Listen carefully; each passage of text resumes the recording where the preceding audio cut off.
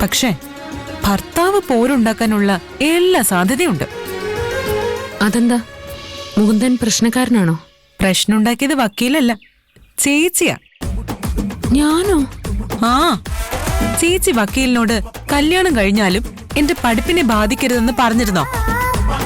ആ, പറഞ്ഞിരുന്നു. നീ ഇവിടെ നിന്ന് പഠിച്ചിരുന്നപ്പോ കിട്ടിയ മാർക്കിനേക്കാൾ കൂടുതൽ മാർക്ക് അവിടെ പഠിക്കുമ്പോ കിട്ടുമെന്ന് മുകുന്ദൻ എനിക്ക് വാക്ക് തരുകയും ചെയ്തു. ആ, അത് തന്നെയാ പ്രശ്നം. പുള്ളിക്കാരനിപ്പോ എനിക്ക് കൂടുതൽ മാർക്ക് വാങ്ങി കാണിക്കാനുള്ള വാശിയില്ല. അതൊരു നല്ല കാര്യമല്ലേ? നിന്റെ പഠിപ്പിനെ ബാധിക്കരുത് എന്ന് ചിന്തിക്കുന്നതിൽ മുകുന്ദനെ എത്ര പുകഴ്ത്തിയാലും മതിയാവില്ല. ഇങ്ങനെയുള്ള ഭർത്താക്കന്മാരെ ഇക്കാലത്ത് കിട്ടുമോ? കിട്ടില്ല. ഭാര്യയുടെ പഠിപ്പ് നന്നായി നടക്കാൻ വേണ്ടി ഫസ്റ്റ് നൈറ്റ് മാറ്റിവെക്കുന്ന ഭർത്താക്കന്മാര് ഈ ലോകത്ത് തന്നെ ഉണ്ടാവില്ല. ഫസ്റ്റ് നൈറ്റ് നടന്നില്ലേ? അതൊക്കെ പഠിപ്പിന്ന് ശ്രദ്ധ തെറ്റിക്കുന്ന കാര്യങ്ങളാണെന്നാ വക്കീല് പറയുന്നത്. ഭാര്യയെക്കുറിച്ച് ഇത്രയും ചിന്തിക്കുന്ന ഒരു ഭർത്താവിനെ കിട്ടാൻ കഴിഞ്ഞ ജന്മത്തില് വല്ല പുണ്യവും ചെയ്ത് കാണും നീ. ഈയടാ, എനിക്ക് ഇത്രയും മാന്യനായ ഭർത്താവൊന്നും വേണ്ട. കല്യാണം കഴിഞ്ഞ കുറച്ച് റൊമാൻസ് ഒക്കെ ഏതൊരു പെണ്ണും ആഗ്രഹിക്കില്ലേ? ഇത് വിശ്വാമിത്രനായിട്ട് മാറിയിരിക്കുക.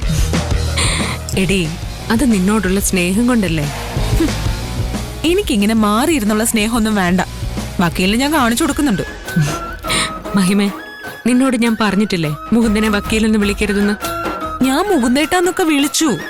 അപ്പൊ വക്കീല് തന്നെയാ അങ്ങനെ വിളിക്കണ്ടാന്ന് പറഞ്ഞത്. എന്നാ ശരി, നീ വാ. അതെ ചേച്ചി. എന്താടി?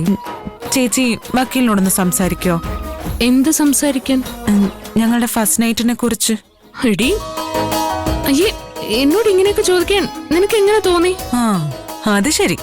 അപ്പോ വക്കീലിന്റെ അടുത്ത് ആവശ്യമില്ലാത്ത ഉപദേശം കൊടുത്ത് എന്റെ ആദ്യ രാത്രി കൊളവാക്കിയതിൽ ഒരു കുഴപ്പമില്ല അല്ലേ? മഹിമേ, അത് നിന്റെ നല്ലതിന് വേണ്ടിട്ടല്ലേ? നിങ്ങൾ എന്റെ ചേച്ചിയായി പോയി. ഇല്ലെങ്കിൽ ഞാൻ കാണിച്ചു തന്നെ.